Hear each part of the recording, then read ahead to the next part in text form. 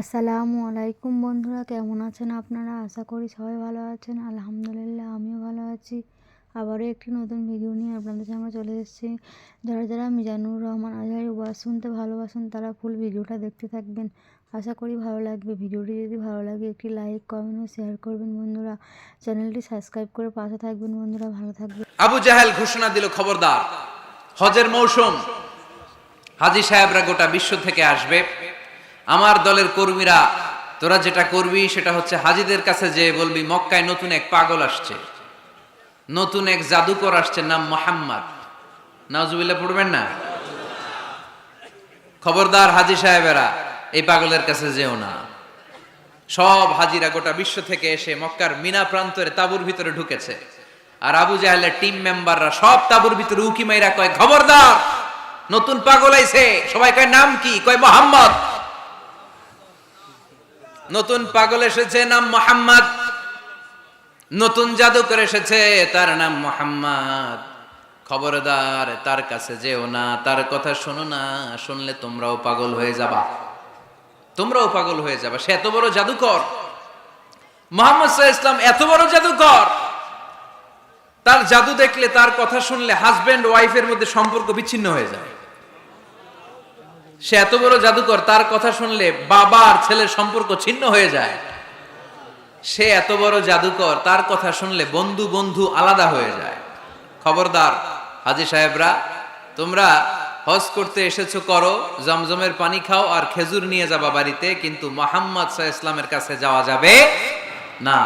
আচ্ছা, আপনারা বুঝে শুনে উত্তর দেন। এই যে লক্ষ লক্ষ হাজী মিনার তাঁবুতে বসা, আর আবু জাহেলের লোকটা যে বলল নতুন জাদুকরের নাম মোহাম্মদ, তার কাছে যেও না, এই লক্ষ লক্ষ হাজিরা এর আগে জীবনেও মুহাম্মদ সাল্লাল্লাহু আলাইহি ওয়াসাল্লামের নাম শুনছে? তার মানে মুহাম্মদ সাল্লাল্লাহু আলাইহি ওয়াসাল্লামের নাম তাদের কানে পৌঁছে দেওয়ার দায়িত্ব আবু জাহেল নিজেই নিয়ে নিয়েছে। চিল্লায় এখন ঠিক কিনা? অপপ্রচার প্রচার হয়ে গিয়েছে। আর সবাই মনে মনে ভাবে, কয় কি, এত বড় জাদুকর, হজ করি আর না করি এর না দেখা যাওয়া যাবে না। হজ তাড়াতাড়ি কোন রকম সাইরা এই জাদুকরের কাছে আগে যাব, দেখি কেমন জাদু দেখায়, দেখি কত বড় ম্যাজিশিয়ান, দেখি তো কত বড় পাগলের। কারণ আল ইনসানু হারিসুন আলা মা মুনিআ, মানুষকে যেটা নিষেধ করা হয় বেশি, মানুষ এটা করতে চায়। যদি বলি ওদিকে যাবি না, ওর বাপের কিরা ওদিকে যাবে, ঠিক কিনা? এটা আমাদের স্বভাব, আমাদের খাসলা, আমাদের বৈশিষ্ট্য। যেটা আমাদেরকে নিষেধ করা হয় বেশি, ওটা করতে মন চায়। সব হাজিরা মনে মনে ভাবলো, আমরা যাব যাব, তোরা যতই বলিস না কেন যাব যাব, হজের পরে অবশ্যই যাব। দেখা গেল হজের পরে বিশ্বনবী মুহাম্মদুর রাসূলুল্লাহ সাল্লাল্লাহু আলাইহি ওয়াসাল্লামের বাড়ির সামনে বিশাল বড় গ্যাদারিং শুরু হয়েছে। সবাই লাইন ধরে দেখা করতে গেছে। দেখা করতে যে বিশ্বনবীর চেহারা দেখে প্রথম নজরই সব পাগল। চাঁদের চেয়ে সুন্দর তুমি নবী আমার কমলিহিওয়ালা, চাঁদের চেয়ে সুন্দর তুমি নবী আমার কমলিহিওয়ালা, তুমি প্যারা নবী সাল্লে আলা, দু জাহানের বাদশাহ তুমি প্যারা নবী সাল্লে আলা, চাঁদের চেয়ে সুন্দর তুমি নবী আমার কমলিহিওয়ালা। সুবহানাল্লাহ পড়েন। গোটা বিশ্বের খ্রিস্টানরা বিশ্বনবীকে নিয়ে এখন মাতোয়ারা। মাইকেল এইচ হার্ট, খ্রিস্টান, একটা বই লিখে গোটা বিশ্ব কাঁপিয়েছেন, দি 100, a ranking of the most influential people and person in the world। পৃথিবী কাঁপানো 100 জন মনীষীর জীবনী নিয়ে একটা বই তিনি করেছেন। এই 100 জন মনীষীর জীবনীর মধ্যে যাকে নাম্বার 1 তিনি করেছেন, তিনি হচ্ছেন আমার নবী, আপনার নবী, পেয়ারা নবী, বিশ্বনবী মুহাম্মদুর রাসূলুল্লাহ সাল্লাল্লাহু আলাইহি ওয়াসাল্লামের। মাইকেল এইচ হার্ট কি মুসলমান? সে একজন খ্রিস্টান। তার মানে ওয়ারাফা'না লাকা যিকরাক, বিশ্বনবীর সম্মান শুধু আমাদের মুখ দিয়ে প্রচারিত হয় না, ইহুদি, খ্রিস্টান, বৌদ্ধদের মাধ্যমেও বিশ্বনবীর সম্মানকে বাড়িয়ে দিচ্ছে কে? I have studied him, the wonderful man, in my opinion, far from being antichrist, and he must be called the savior of humanity. খ্রিস্টানরা বলছে, আমরা এই মুহাম্মাদের জীবনী গবেষণা করে পড়েছি, তাকে খ্রিস্টান বিরোধী বলা তো দূরের কথা, তাকে মানবতার ত্রাণকর্তা বলতে হবে। তিনি গোটা বিশ্বের জন্য সুপারম্যান হয়ে পৃথিবীতে এসেছে। As a father, as a teacher, as a lawgiver, As a lawmaker, Muhammad is the superman of the world. স্বামী হিসেবে, পিতা হিসেবে, নেতা হিসেবে, নবী হিসেবে মুহাম্মদ সাল্লাল্লাহু আলাইহি ওয়াসাল্লাম সাধারণ কোনো মানুষ নয়, তিনি গোটা বিশ্বের জন্য সুপারম্যান হয়ে পৃথিবীতে আগমন করেছে। ওয়া রাফা'না লাকা যিকরাক, নবী দুশ্চিন্তা করবেন না, টেনশন করবেন না, আমি আপনার সম্মানকে বাড়িয়ে দেব। এই তিনটা নিয়ামতের বর্ণনা সূরা ইনশিরাহের ভেতরে বর্ণনা করলেন কে? এরপরে রাব্বুল আলামিন বিশ্বনবীকে নিয়ামতের বর্ণনার ঘটনা শুনিয়ে বিশ্বনবীকে সান্ত্বনা বাণী শোনাচ্ছেন আর পড়ছেন, ফা ইন্না মাআল উসরি ইউসরান, ইন্না মাআল উসরি ইউসরা। নবী গো, নিশ্চয়ই কষ্টের পরে আছে আনন্দ, দুঃখের পরেই আছে সুখ। সুবহানাল্লাহ। কষ্টের পরে আনন্দ, দুঃখের পরে। The struggle isn't permanent in our life. দুঃখ কষ্ট এটা আমাদের জীবনে পার্মানেন্ট না, এটা সাময়িক। আচ্ছা, আওয়াজ করে উত্তর দেন তো, এক বছরে কয়দিন আপনাদের ফরিদপুরে? কয়দিন? 365 দিন। গত 365 দিনে না খেয়েছিলেন কয়দিন? 20 দিন, 30 দিন। তার মানে অল্প কিছুদিন না খেয়েছিলাম, সারা বছরই খেয়েছিলাম, ঠিক কিনা? আচ্ছা, তো 365 দিনে অসুস্থ ছিলেন কয়দিন? 4-5 দিন, কিংবা 20 দিন, কিংবা 1 মাস, কিংবা 56 দিন, কিংবা 65 দিন। তার মানে বাকি 300 দিন আরামে ছিলাম কি ছিলাম না? তার মানে আমাদের জীবনে দুঃখ বেশি না আনন্দ বেশি? সুখ বেশি না কষ্ট বেশি? এজন্য আল্লাহ বললেন, খবরদার, মুমিন কখনো হেরে যায় না, মুমিনের হারাবার কিছু নাই। মুমিনের জীবনে যদি আনন্দ আসে, মুমিন শুকরিয়া করে, শুকরিয়া করলে সওয়াব আছে না নাই?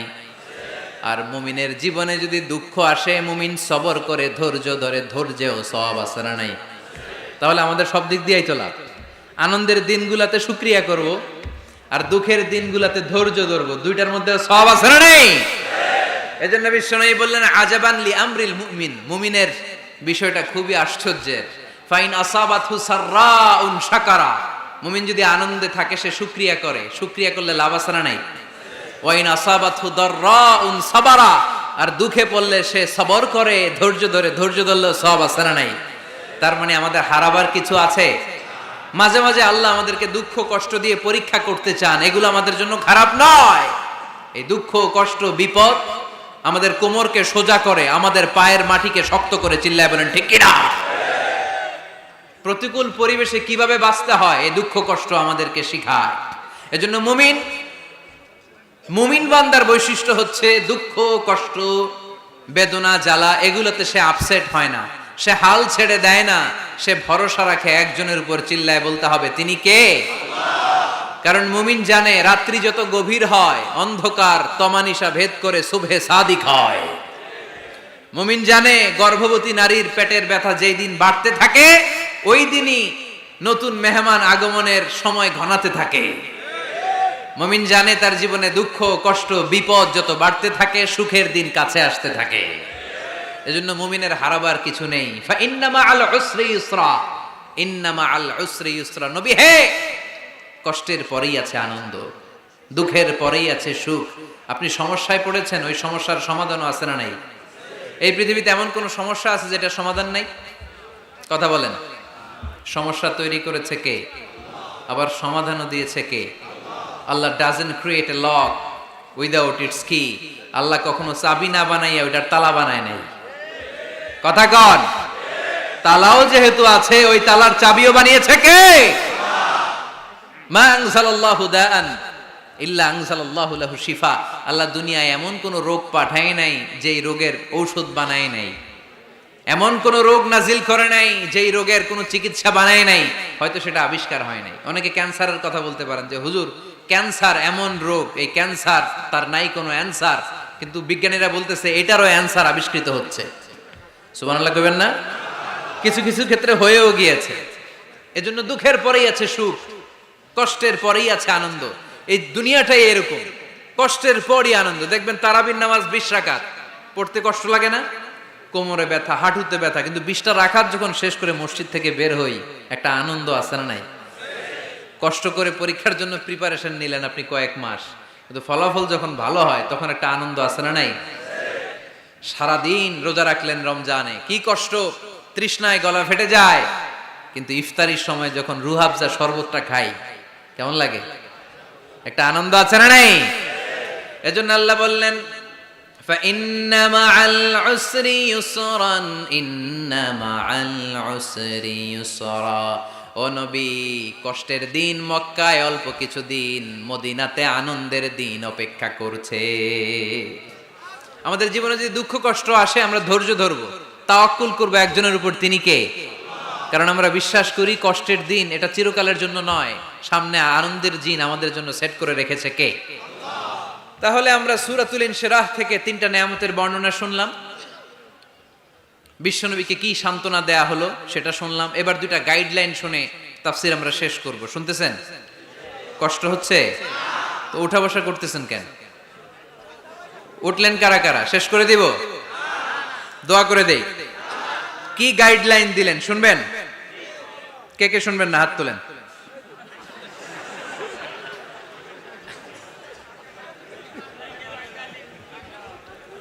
কষ্ট হইতেছে? গরম লাগতেছে না? আমিও ঘামতেছি আপনাদের সাথে সাথে। অনেক গ্যাদারিং হয়ে গেছে। আসেন আল্লাহর নামে 3টা তাকবীর দেই, তারপর কোন 2টা গাইডলাইন তিনি বিশ্বনবীকে দিলেন ওই নির্দেশনা বাণীটুকু শুনে আজকে আমরা বিদায় নেব। আওয়াজ করে পড়তে হবে, লিল্লাহে তাকবীর,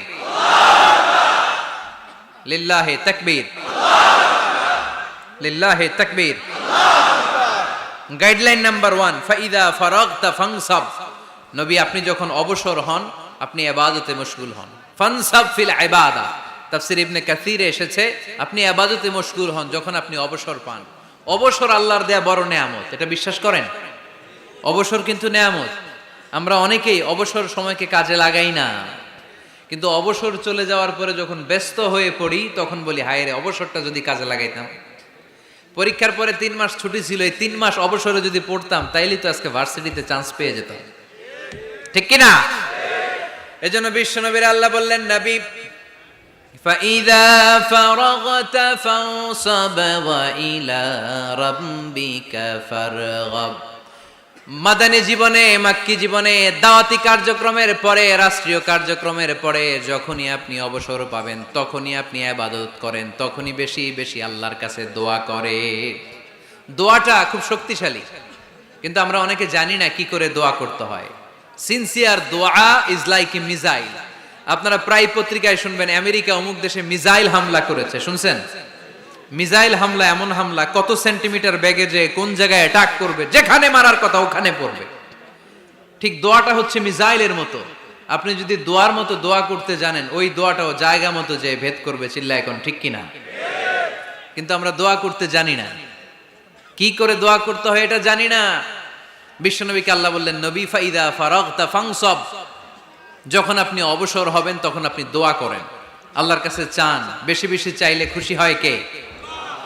তার মানে প্রথম ঘোষণা হলো ফাইদা ফারাগতা ফানসাব। প্রথম নির্দেশনা হলো নবী যখনই আপনি অবসর পাবেন ইবাদত করবেন এবং দোয়া করবেন, বেশি বেশি আল্লাহর কাছে চাইবেন।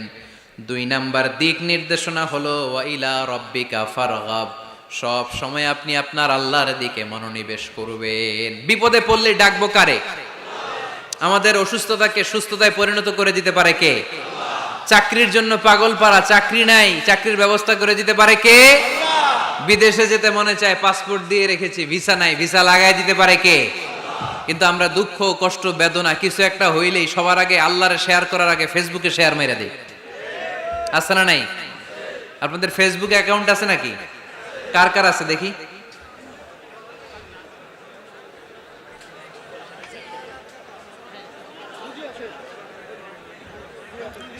আছে আছে। এটার জন্য আমরা ভালো কাজে লাগাই, ঠিক কিনা?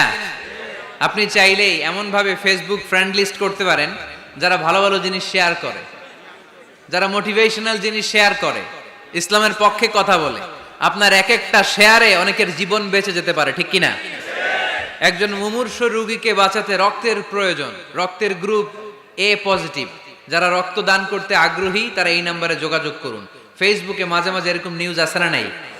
আপনি just you put down in share, শেয়ারের মধ্যে একটা পুট করে দিলেন, একটু শেয়ার মেরে দিলেন, ছড়িয়ে পড়লো হাজার হাজার ফেসবুক ফ্রেন্ডদের কাছে। তাদের অনেকে ব্লাড দিতে আগ্রহী, সে তাড়াতাড়ি যেয়ে সেখানে ব্লাড ডোনেট করে আসলো। আপনার একটা শেয়ারের কারণে বেঁচে গেল অনেকগুলো প্রাণ। চিল্লা এখন ঠিক কিনা? রক্তদানের মতো শ্রেষ্ঠ ইবাদত হতে পারে? আমরা মনে করি শুধু জিকিরি ইবাদত, আমরা মনে করি শুধু নামাজি ইবাদত। রক্তদান, এক ব্যাগ রক্ত থেকে অনেক মানুষকে বাঁচানো যায়। এর মধ্যে আছে হিমোগ্লোবিন, এর মধ্যে আছে প্লাটিলেট,